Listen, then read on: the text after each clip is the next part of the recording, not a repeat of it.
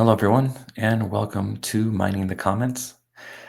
Today, we'll discuss how we can learn to deal with the fear that comes the following day of not sleeping and all the symptoms that we feel. So, welcome back to Mining the Comments. I usually, prior to recording, I go through the previous videos and look for comments and questions that come up. And generally, I tend to find something that I can connect with that feels um, like it needs like a not an urgent response, but more attention in hopes to maybe bring you some peace or some understanding, as this journey through insomnia can be very difficult. And so this week's question comes from Stratocaster. So Stratocaster asks, I don't feel wakefulness. I feel the sheer misery and pain I'll be in the next day after no sleep. Suicidal thoughts that come with all of this scare me. This is why I can't understand befriending wakefulness, as the next days, weeks, months, years, decades are filled with misery. I've had this 20 years and it isn't slowing down. It cripples me and I have no life. Well, I think we can understand why I picked this one.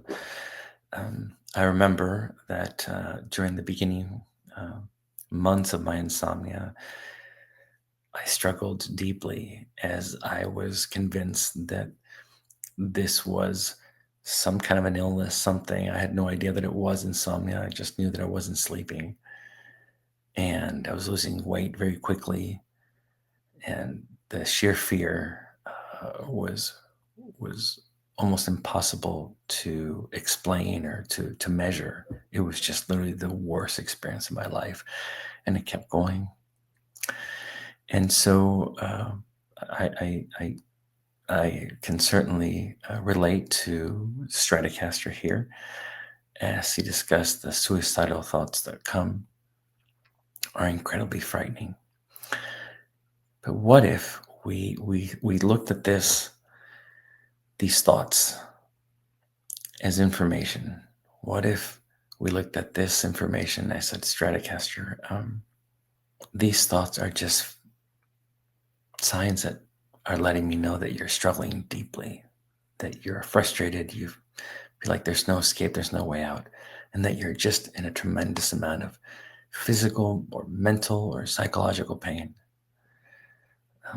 And I think whenever we feel like, or we can't find hope with whatever it is that we're struggling, of course, these thoughts are going to cross our mind. Now that those thoughts cross my mind on a regular basis, but there was never any intent to do anything. It was just expressing how broken, how difficult this was. And I felt like there was no pause, there was no break, there was no escape. And so as the days, weeks, months went on, I was very fortunate it didn't go to years. But the desperation was very palpable, was very intense. I found Daniel's program after trying countless of things. If you've watched the recovery video, I don't want to repeat too much of it, but countless doctors, exams, therapists, medications, sleep programs, and I finally was able to find Daniel's program.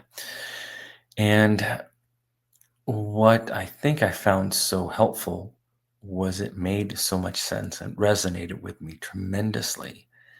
And I was able to, even just reading the majority of the book of Set It and Forget It, I was able to start sleeping well for at least a couple of weeks. I refer to that as the honeymoon stage. Anyways, things got bumpy again because things weren't still resolved. But what I found was this understanding that insomnia was this fear of wakefulness. And that made perfect sense. and that I needed to retrain the brain to perceive the difference between a perceived threat and a real threat. And there was no real threat, there was no real danger. So going back to the question, it says, I don't fear wakefulness. I fear the sheer misery and pain I will be in the next day after no sleep. So let's think about this. I don't fear being awake, but the misery and pain that comes the next day. Well, how does the misery and the pain come the next day? It comes from being awake. Because if we were awake for 6, 8 hours at night, but we were catastrophizing, thinking, worrying about what the following day will bring, that's 6 or 8 hours of just sheer fear and terror and effort of trying to make sleep happen. And so maybe at nights we may feel a sense of, again, bear with me, this is just a question. I can't have an actual back and forth, but maybe this wakefulness, there's no fear, but there's also a tremendous fear. It's all based on fear of what things are going to feel like the following day. So imagine pre-insomnia. I know it's been a very long time for you. It's been 20 years, and I deeply, deeply feel for you as you're dealing with this struggle. But pre-insomnia, if we can go back that far, if you had a difficult, stressful day, whether it was something emotional, something, a lost relationship or whatever it is, of course, that day is going to feel much heavier. If we spend the entire night worrying about how we're going to feel the next day, you are draining your nervous system. You are exhausting yourself emotionally. This is what we talk about, emotional fatigue. And of course, the following day, the disappointment or the fear of not being able to sleep and how we're going to cope the following day can feel incredibly heavy. And the more fear we feel, the more we struggle, especially after doing this for so long, right? You mentioned months, years, decades in your case. Of course, it's going to feel so heavy. It's going to feel so difficult to carry. But what if we were to reframe things and say that the misery and the pain that you're feeling the next day, these symptoms, are all brought on by fear, and it's literally becomes like this hamster wheel that it perpetuates itself over and over again. And now we've been doing it for 20 years, so it feels like it's hopeless. I would also point out to you that if you've been doing this for 20 years and you're still here, that insomnia isn't a physical threat. It isn't something that will cause physical harm. But if we are in a state of constant fear for 20 years, would it make sense that you're going to be incredibly exhausted, incredibly drained, defeated, and broken? And in attempts to try and fix things, it feels like it's just failure over and over again. So that perpetuates more fear, more catastrophizing, more anxiety, and the symptoms continue. When we do something to fix the symptoms, we don't tend to fix the core of the problem. And the core of the problem is fear. See, fear creates the physical symptoms. And so if we can look at fear and how we can approach that and see that there is a big difference between perceived and real fear, that moment is we can start to change. We can start to allow things to look a little different. So the second part of the question says, this is why I can't understand befriending wakefulness. So this idea of befriending wakefulness, I would say maybe kind of a simple way to maybe explain it is, again, this comparison between real and perceived. So let's say you and I went for a walk. We went hiking and a mountain lion jumped out of the bushes. It would make absolutely zero logical sense for us to sit down and say, hey, let's just rest for a little while, or let's just play with our phones, right? There's a real threat in front of us. And so at night, when we are perceiving this threat of not sleeping, or we're consumed thinking about how we're going to feel the following day, that is a perceived threat. That is not a real threat. Now, allow me to clarify. How does it feel? It feels horrible. It feels mentally and physically exhausting, draining. You can feel hopeless. You can feel depressed. You can feel broken, whatever it is.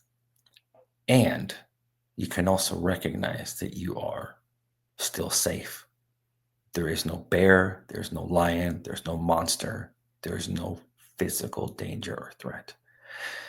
And so the idea of befriending wakefulness is not to enjoy it, not to love it, but in a way to be in our room. So let's say instead of going for a walk, you're in your room. There's no danger, there's no threat. But these thoughts and these feelings feel so real. When once again, just like this lion jumping in front of us while we're going for a hike, these thoughts and feelings, unlike this lion jumping in, they're not real.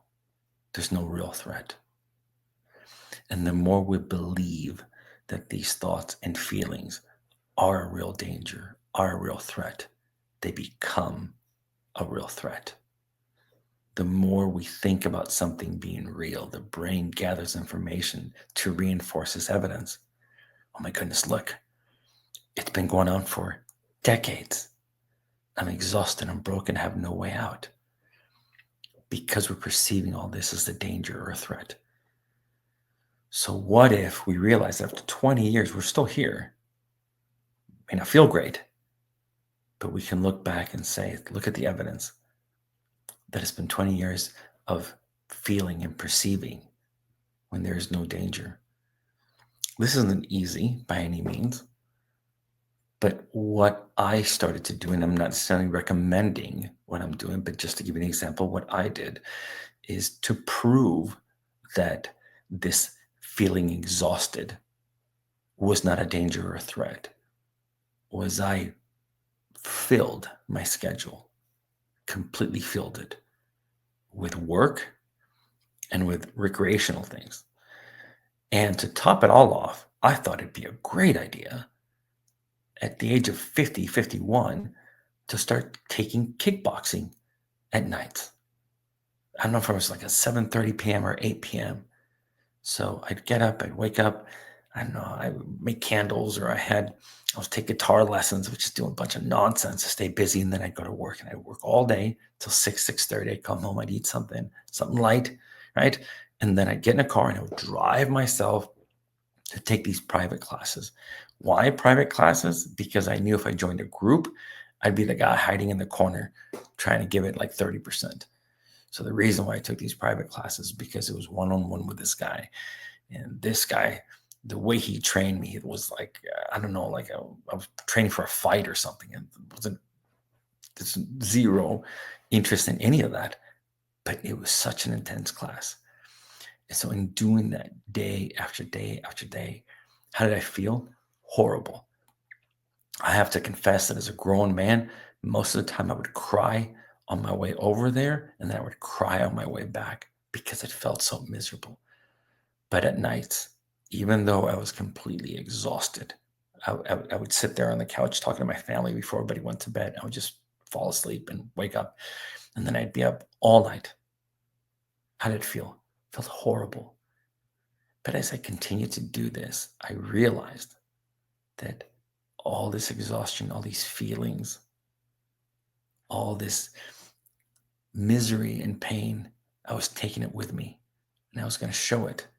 I was going to prove that it wasn't going to break me. And as I saw myself accomplishing all these things and doing all these things, there was a tremendous level of exhaustion, but it was also this information, this insight, this knowledge, this understanding that I could still accomplish these things. And that maybe this fear was what was creating all this misery. It wasn't fast, it wasn't easy, and it wasn't linear. It was brutal.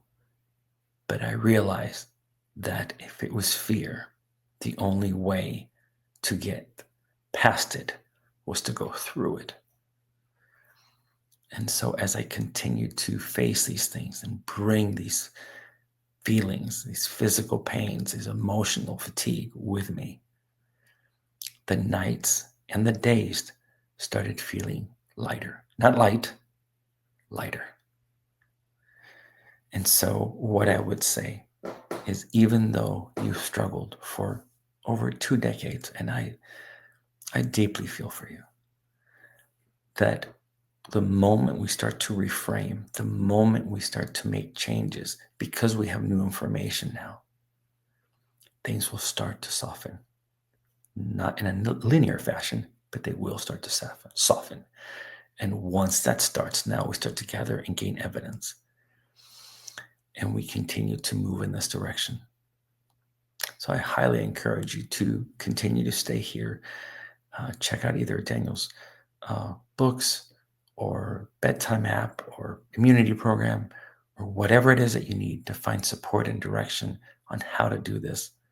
But you can get through this. It doesn't matter if it's been 20 years. And you don't have to do it perfectly. I still don't do it perfectly. But my life has completely changed the more I approach these thoughts and feelings and this misery that is truly caused by fear. Anyways, I hope this is helpful. I hope you can get to watch this. And if you have any questions about this, please feel free to write and post on the comment section below. Like I've mentioned many times before, this journey of insomnia is absolutely brutal. And even though it can feel hopeless to an extent that we're even thinking about suicide, that doesn't mean that there's anything wrong with us. That just tells us how desperate we are, how difficult things are. I feel for you. I wish you could have some, like a virtual hug right now. There is hope, and you can find your way out of this. Until next time, I wish everyone patience, kindness, love for yourself, and God bless. Take care. Hi, it's me, Daniel, and I hope you found a ton of value in the video that you just watched. But do know that we have more than our free content that can really help you leave insomnia land and arrive at a place of peaceful sleep for the rest of your life. And I know this because I used to work as a sleep doctor, and I was frustrated.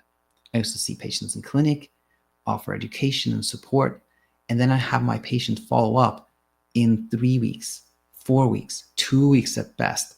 But I knew that in between our visits, my patients had no support, no guidance, and no help. So I wanted to create something entirely different from that. And this is what went into the Insomnia Immunity program and BedTyme. In both programs, there is a curated curriculum that gives you education in a step-by-step fashion.